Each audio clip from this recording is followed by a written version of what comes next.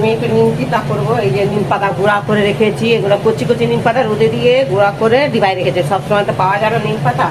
এই যে নিম পাতা দিয়ে দিলাম একটু। আলু বেগুন কেটে রেখেছি, এই যে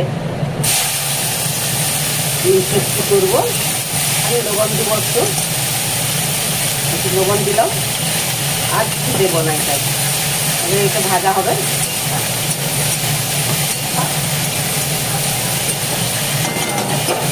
একটু হলুদ দেবো, সাদা জিনিস খেতে নেই।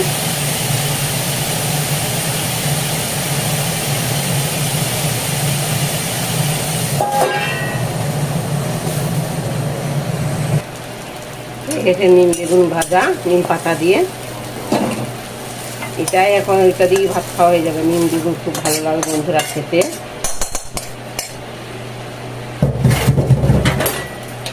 এবার রান্না বান্না হয়ে গেছে, এবার সব এই যে গ্যাস মুছবো।